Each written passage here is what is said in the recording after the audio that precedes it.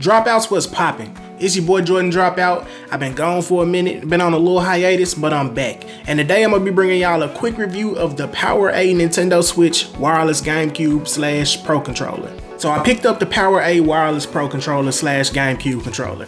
But just for comparison's sake, I also pulled out my OG GameCube controller from way back in the day.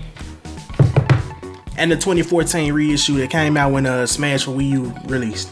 So when you unbox this thing, the first thing you'll see is the manual. Right after that, you'll see the controller in all its golden glory, or whatever color you pick up.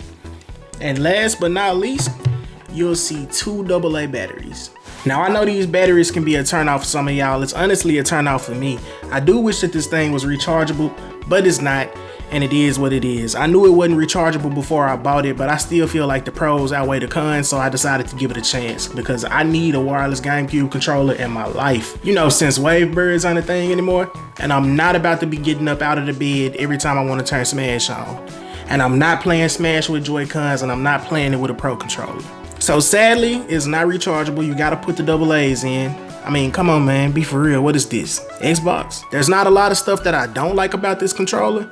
But one thing that I don't like, or I say I have to get used to, is the feel of this thing. When I say I don't like the feel, I don't mean the build quality. It feels sturdy enough, it seems like it'll last.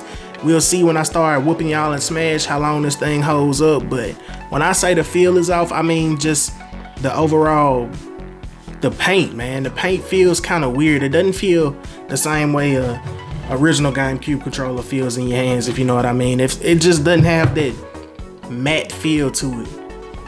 I'm not sure this paint will hold up. The controller is a gray plastic and it's painted gold. And I feel like I can see a couple spots where it's already starting to fade, like some paint rub going on from sitting on my dresser.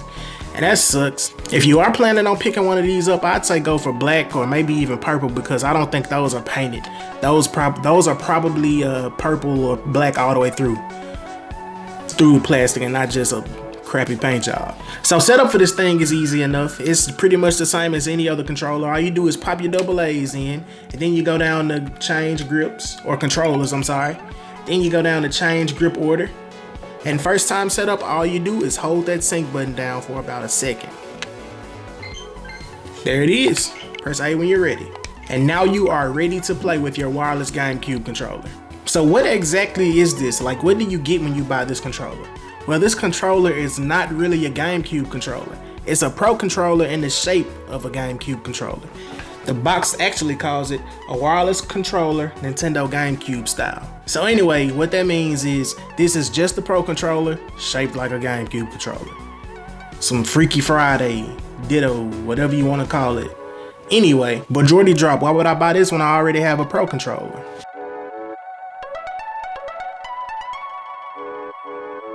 Smash. I don't know about y'all, but I just cannot play Smash with any other control setup. I played it on the 3DS and when that was the only way I could play it, but when Smash Wii U came out, I never looked back to the 3DS version.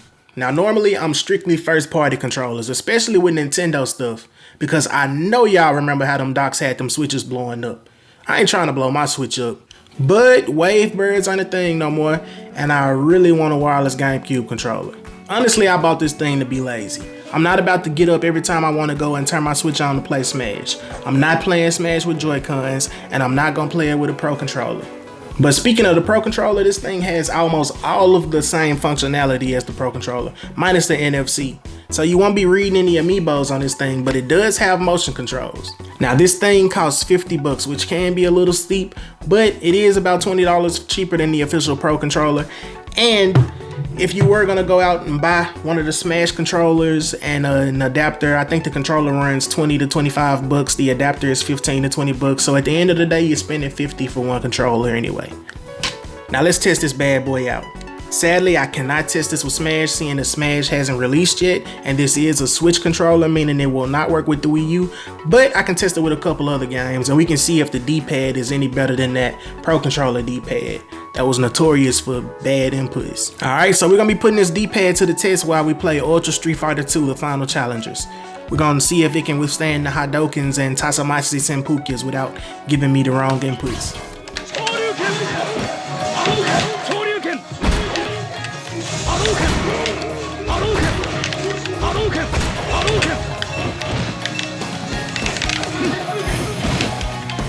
D-pad feels pretty good. I missed a couple Hadoukens, but I don't think it was because of the controller. I just didn't roll it right. So after a couple of rounds of Ultra Street Fighter 2 and a couple of other games, I gotta say I'm impressed. I like the controller, it feels good. It's the GameCube controller that we all know and love, plus a couple of additional buttons, like the home button and the share button. So now when I JV3 one of y'all, I don't have to worry about not having proof. All I have to do is... So how does this new Switch Pro GameCube wireless controller Power A, the Final Challengers Marvel vs. Capcom Edition controller stack up to the OG? It feels good. Does it beat the original controller? I mean, is it better? Functionality wise, of course it is. It's a new controller 20 years later. But I gotta say, this controller does feel best in my hands, specifically the shoulder buttons. This new Power A controller does not have the analog triggers like the original GameCube controller did, which just feel more satisfying to press down. I mean, it still has the same amount of travel, but you don't feel that same springiness, that same pushback. But that's minor. I do kind of wish that they didn't have the same amount of travel as this controller, because if I can't like light shield with this the way I would with the real GameCube controller, then what's the point in having to travel? I feel like that could just make me miss time some air dodges, or maybe not get a block that I thought I should get when I try to parry or perfect shield someone in Smash. But other than that, it's a pretty solid controller. I say if you were looking at it, considering buying it, give it a buy. If you're on the fence, I say go for it. Just make sure you get a black or a purple, because I don't think this paint job is gonna hold up too much longer. Alright, dropouts, I'm back. Quick update. So the problem that I had with the way the controller feels is gone. I switched it out. I got a purple one now. This controller is not painted, so it has the matte finish that I was looking for. You don't have to worry about this controller losing its color because it's a solid purple plastic. So yeah, if you want to get one of these controllers, make sure you get purple or black, and don't worry about anything. It's a pretty good controller. My only problem with it now is that I do wish it was rechargeable, but what can you do? But alright, quick update, I'm out of here. But anyway, that's a video. Let me know what you think about this controller down below if you have one, and are you planning on getting one? And don't forget to drop your friend code down there so I can take your cheeks and Smash when it drops. I will be testing this controller with Smash when it releases, and I will be posting an update, so keep an eye out for that. But as always, y'all be good, be blessed, later.